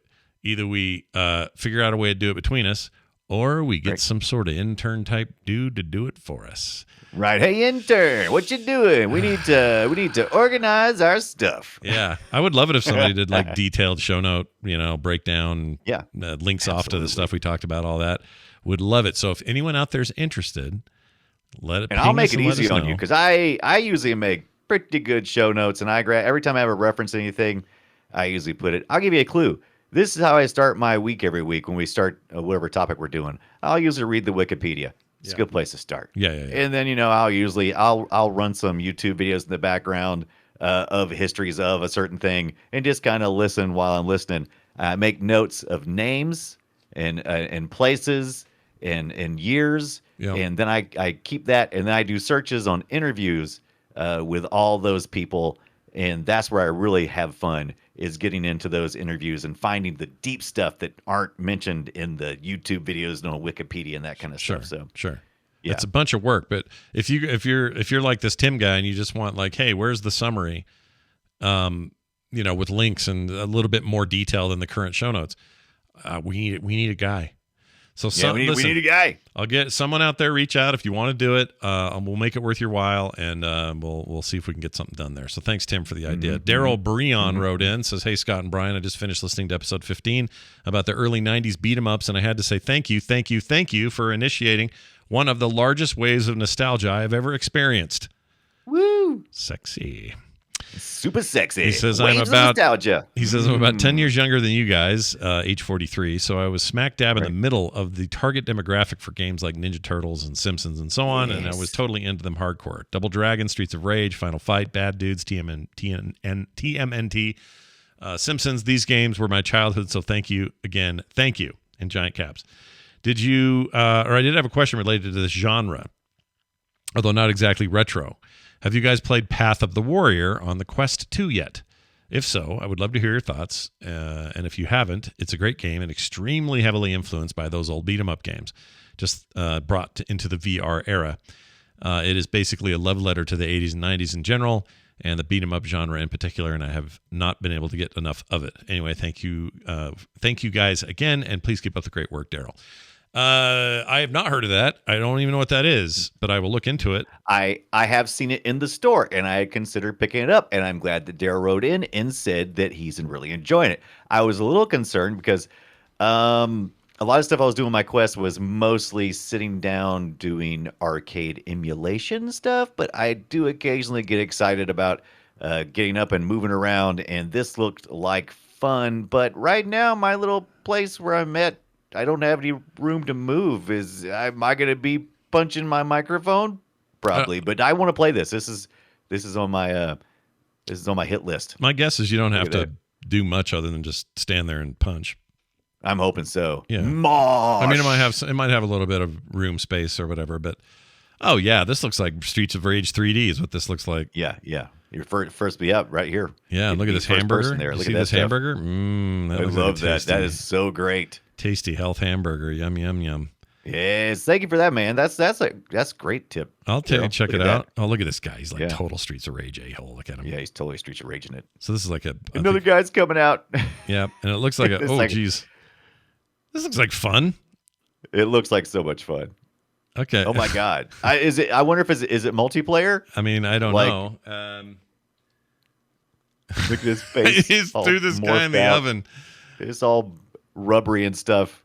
All right, I'm into This kind of makes me want to do this. I've been thinking about this too as a topic. He just punched a guy out of a bag. Yeah, I don't know what's going on there. I've been kind of wanting to do like all the punch out and ready to rumble. I kind of want to talk about those one week. Yeah, why not? Those I Body love blow, those. body blow, Body blow. body blow. No, that sounds great. This is Knockout 2 is so good. This is called So what? good. Wait, Path of the Warrior. Path of the Warrior. And apparently, yeah, it's out now and it's on Quest natively as well as Steam, so you can get it. Very cool. All right, thanks a lot for that. We appreciate you finding that for us. Our next discussion, by the way, is going to be GoldenEye 007, GoldenEye for the N64, and other games like it that almost never happened. Did you know that 8 out of the 10 devs on GoldenEye never worked on a game before the project? Did you know that? Yeah.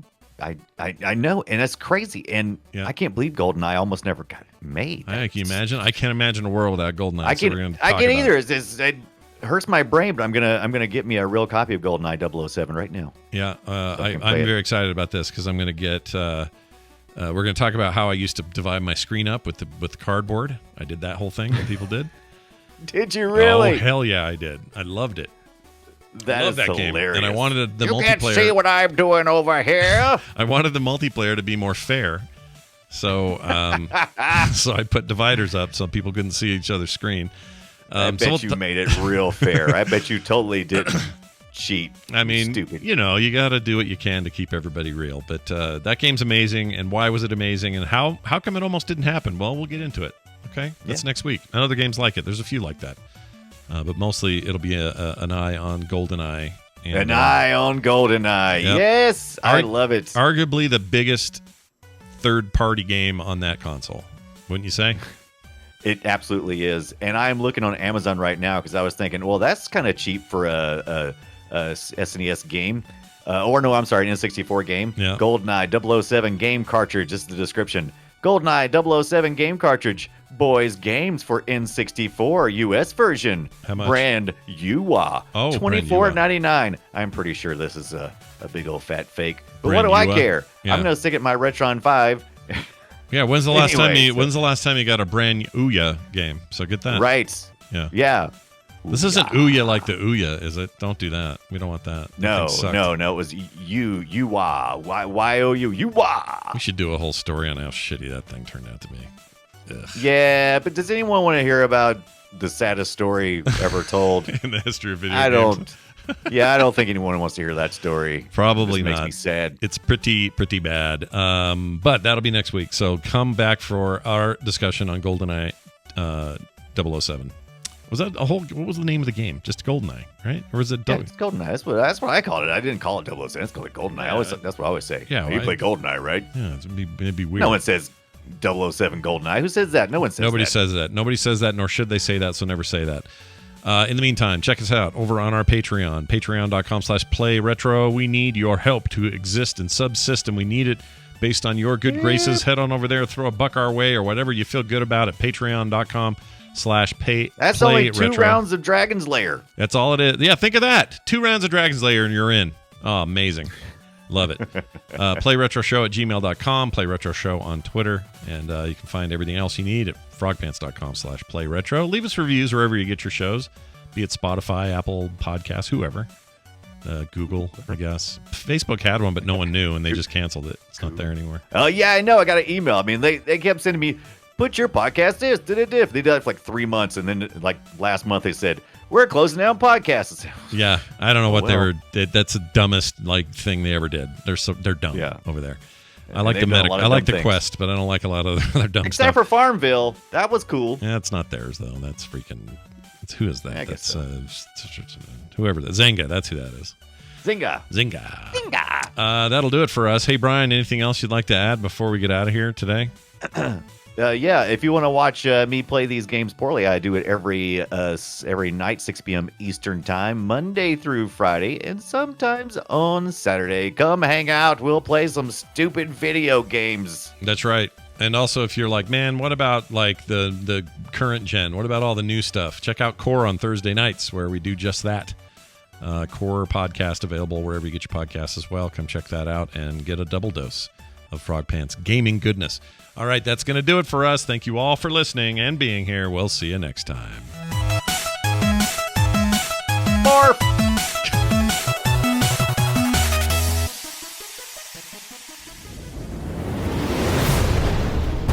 This show is part of the Frog Pants Network. Yes. Get more at frogpants.com.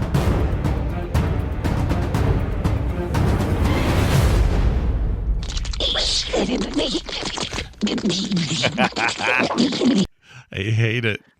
I hate it so